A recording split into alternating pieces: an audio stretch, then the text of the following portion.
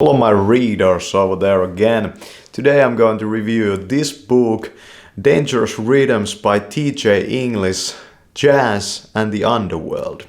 So this is a book about mainly jazz and how jazz came about during the Prohibition times. So it kind of spans over the 1920s to 30s and some in the 60s and not in the World War II period. He recaps the story of Frank Sinatra and also Miles Davis, and he also talks about the Ellington guy, I don't remember his first name, and Charlie Parker. He talks about these artists, but he also talks about how for example, the New York and Chicago mafia helped and kind of made jazz and jazz performance possible. And it was a very interesting read. TJ English, I think he's a New Yorker, and in the picture where he was, on the Goodreads page, he was wearing a fucking fedora. So I bought the book instantly when I became conscious of this writer. And I think the name is kind of ingenious, Dangerous Rhythms. And he goes over to the drug scene and the violence that was related to the mafia, and how the artists had to kind of maneuver around, the criminality of that period. It was the Prohibition period, alcohol was illegal, and the traffickers and the rum runners and these guys, he goes over these guys in this book, the main guys that kind of made these clubs a place that people would want to go to. And one of these guys was called Jack Legs Diamond. He was a bootlegger of alcohol and a gangster during those times, kind of like the equivalent of Al Capone in New York. Then there was Lucky Luciano, and this guy, is being talked about a lot in the mafia books. Lucky Luciano was a New Yorker also, and he was the main mastermind behind heroin coming to New York and trafficking of heroin in New York City. And these guys, they used violent means sometimes. The artists were usually, if they had a lot of skill, they were usually pretty well protected. And some artists, here he recaps a story where Miles Davis was assaulted by the cops actually. And there was some racism in those times. The KKK sabotaged a couple of these, performances. The performances could be very wild, like very wild, Wild West style. It used to be a time of very, free, ways of trying stuff, It was a time of experimentation. Jazz wasn't really music that was composed, it was made in the moment, and usually when you look at jazz albums from those times, they don't even have songs in them. It's just, one thing, and it was mostly improvisation. And yeah, like the dress that you see in these pictures, the fedora hats, suits, wool jackets, it was just freaking style, like these guys, they had incredible freaking style, and it was fast and it was dangerous and it was stylish, and he recaps some of these stories here where people start shooting and still the bands keep playing in the clubs. And yeah, it was interesting, but usually the mob didn't really make huge scenes at these clubs. They just ran them, and the mob also ran the gambling business, some boxing stuff also, and these I think vending machines, some of them that sold cigarettes, and that kind of stuff, were also owned by the mob. And you know, those things that are nowadays, you know, in casinos, in, for example, in Vegas, you know, those with blinking lights, you know, what are those called, you know, those money taking machines, you know, those flashing stealers, or those flashing thieves. Yeah. But, you know, mob handled that, you know, in the past of Americas. And then when this stuff became legal, the mafias kind of, like what it was all about kind of changed. And in the 90s, for example, in New York, the mafia became kind of closer to the way that the gangs kind of operate, you know, in the modern times, you know. They no longer had to handle the alcohol business, so they went heavily into drugs and the bank robbing stuff, you know. Usually mafia wasn't really, you know, even associated with that kind of, you know, bank robbery stuff. They might have been in some cases, but usually, you know, yeah, there was some thievery in the mob, but in some other books, you know, they were kind of mapping out the illegal income of the mafia of New York.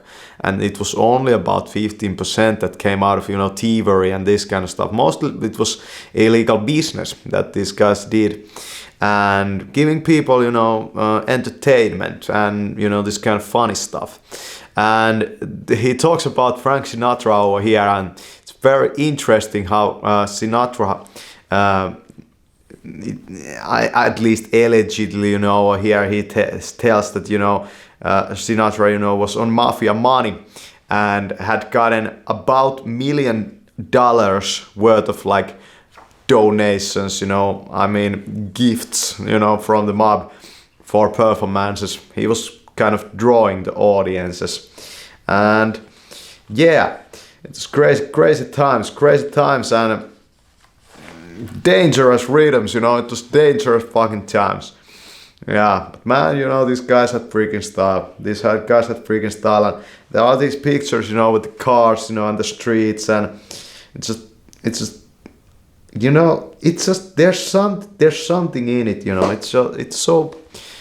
I believe that if you could time travel into that period, you know, it would be freaking crazy experience. Yeah. But yeah, that was dangerous rhythms, Jazz and the Underworld. I reviewed you about 5 books the past year about, you know, the 1920s America, and mostly it was about the crime of the 1920s. You know, that's what I'm interested in, and mob in those times, it was quite different than it is nowadays. And he talks about also how the Italians, you know, in the New York, Little Italia, how they were in some, you know, senses in the same business that they are nowadays, you know, like suit making and tailoring and this kind of stuff. And usually these mafia guys, you know, they was pretty fancy dressers, you know. Yeah, you have seen the mafia style on my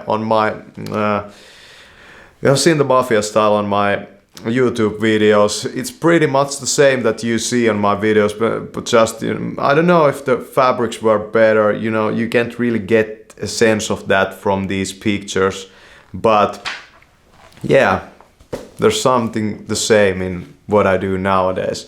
And I really got interested, you know, in this stuff because I started to wear the fedoras and I started to, you know, dress more like they maybe did in the past. And yeah, style freaking guys, you know, look at that.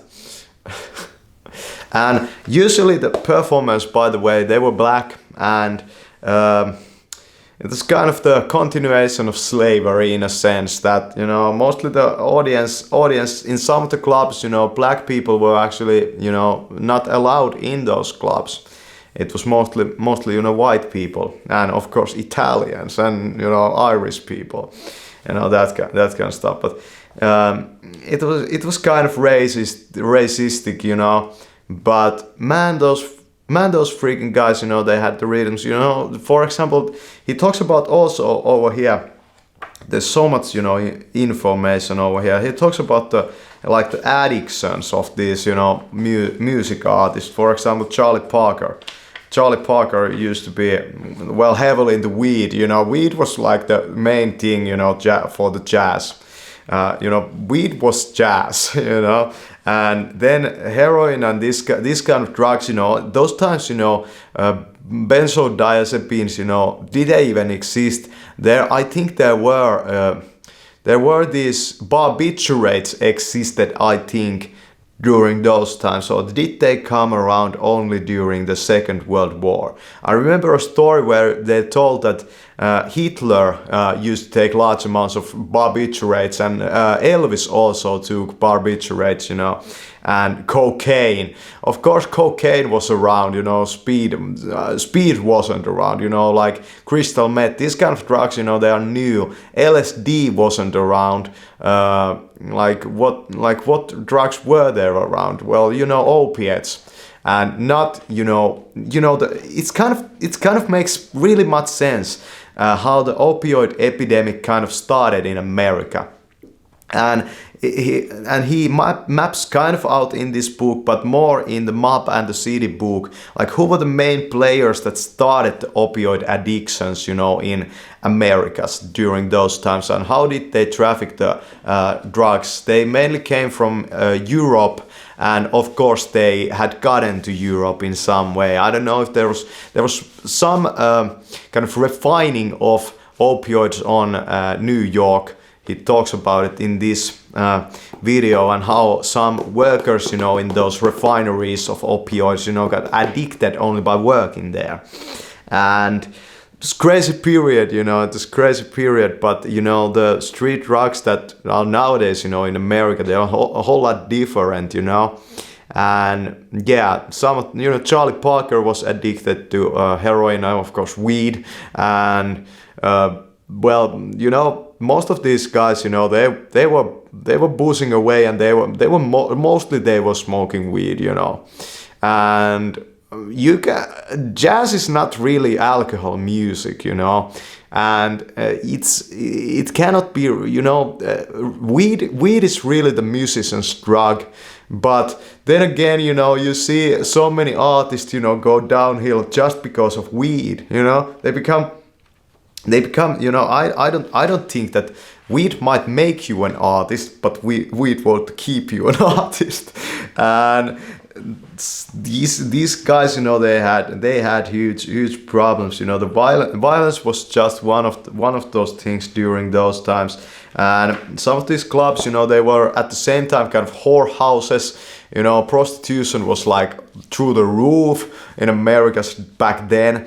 You know, all the stuff that came with that, you know, huge problem. It was wild and freaking free. Yeah, wild and freaking free.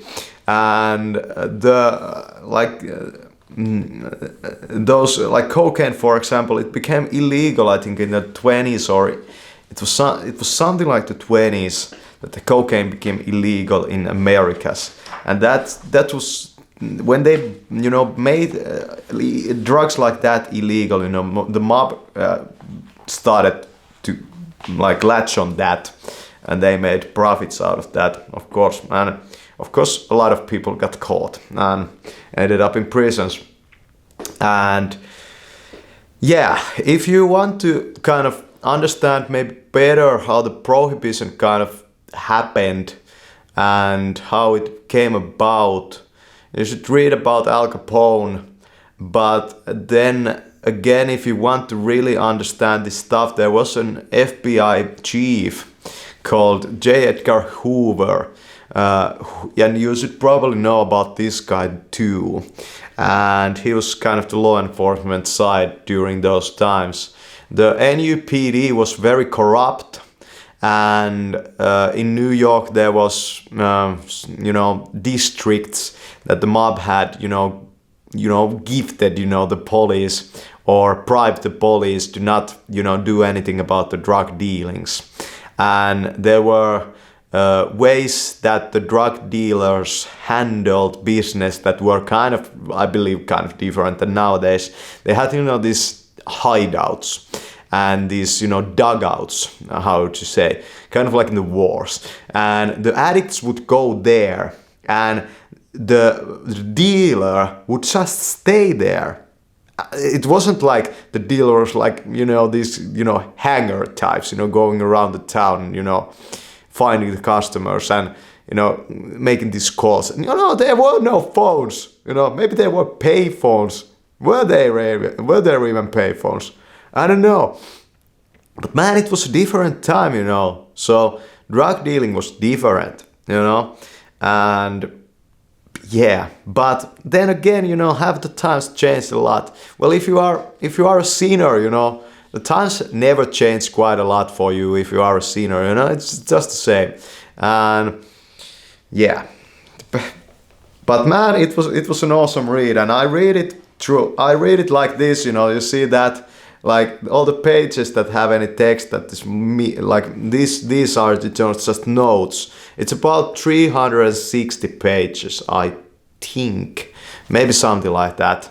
And it took me quite a long while because I read it like that, ripping off pages, and I read it unchronologically, because jazz, it doesn't have any order to it, so. Or yeah, of course it does have order to it, but I read it like kind of it was music, and it has a rhythm to it, the writer. It has a rhythm to it, and like man, I was impressed by this book. What it brought about in my life. I was impressed. Rhythms are kind of, you have probably seen my rhythm performance type of stuff. They're kind of my obsession.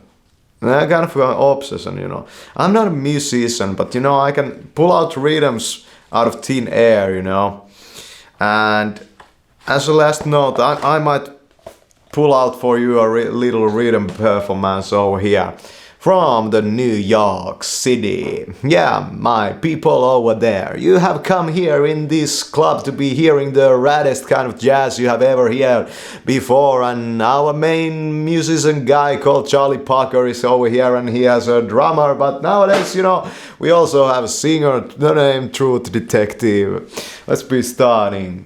And now that you people have come to this club, we are gonna play the raddest jazz like in the Wild West, my mans. And this song is going to be speeding up.